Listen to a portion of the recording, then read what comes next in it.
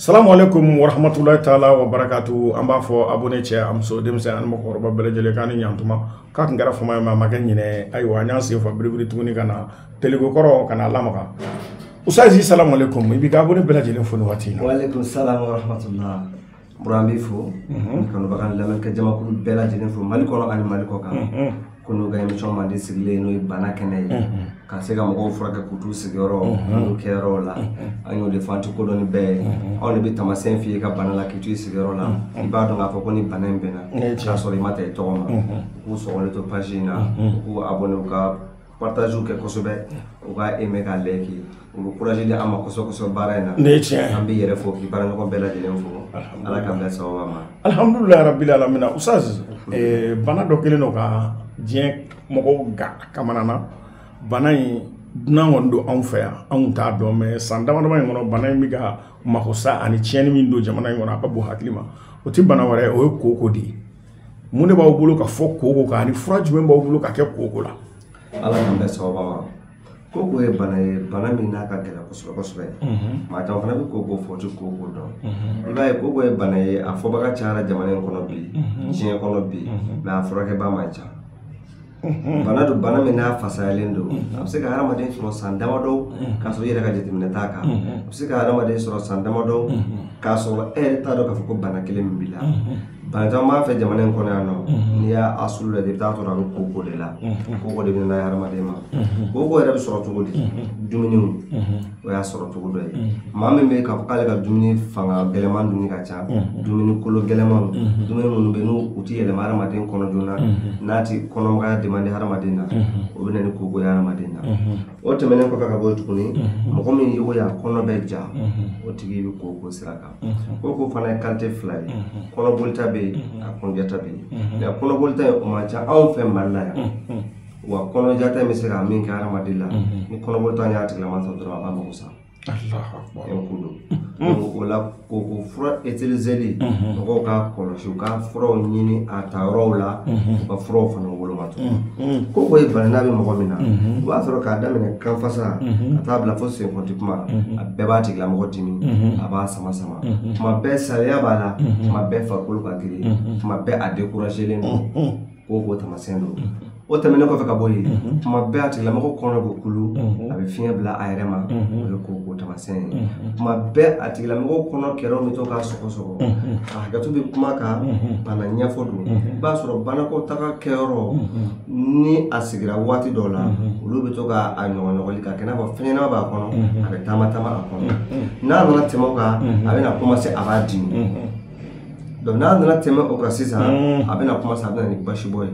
basi bɛna cogo di bana nin ye nugubakuna bana de ye nugubakun min ni banakɔtaga bɛ bɔ a fɛ a kelen b'a fɔ ko mana de a bɛ datugu a bɛ dayɛlɛ donc ni joli ye o sɔrɔ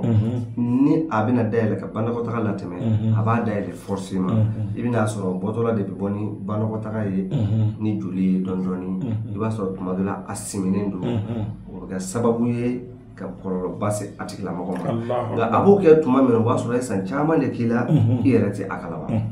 donc i b'a ye u b'a fɔ ko bɔlɔ in tɛ bɔ yɔrɔ wɛrɛ o bɔlɔ in ye ku de ye ku cogo di farikolo yɔrɔ dɔ de don i m'a ye ni bɔlɔ in terete a bɛ tila ka tunu farikolo la tuguni ma donc farikolo yɔrɔ dɔ de don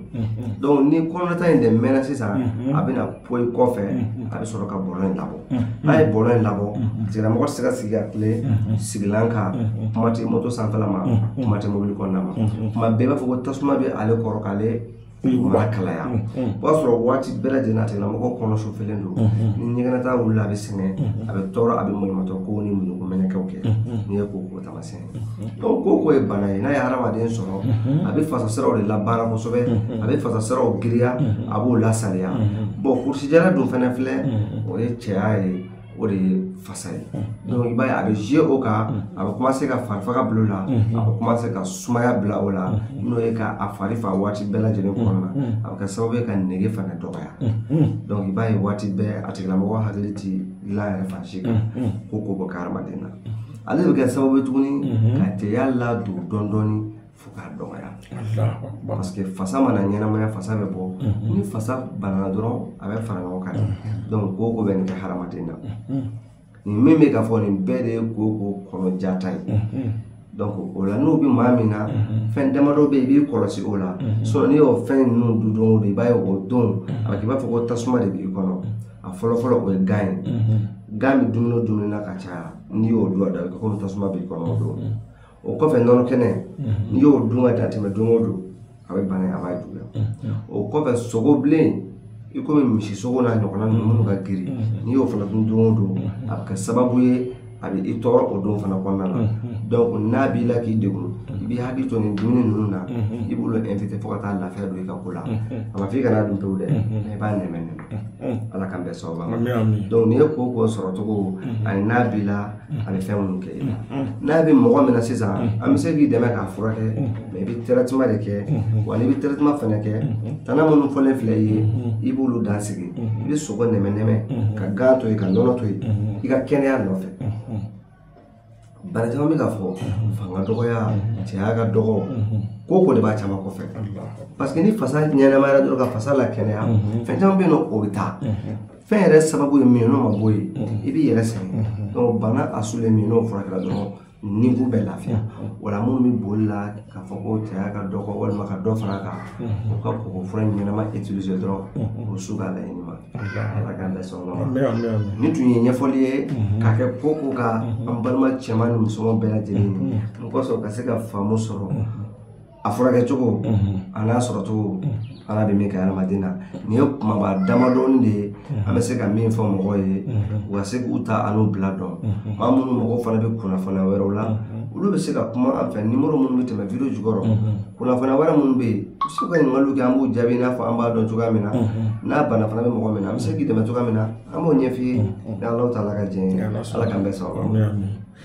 Salamu alaikum wa rahmatullahi ta'ala wa barakatuh. Aw kɔni bɔra ka Ustaz Kunba a bɔra ka koko expliquer cogo min na a ma dogo mɔgɔ si la ayiwa koko fura duman o fana bɛ sɔrɔ Ustaz Kunba fɛ yan mɔgɔ ka lakale tɛ dɛ ne yɛrɛ Sidiki den Adama Sanogo Burale Mɛgano n y'a testé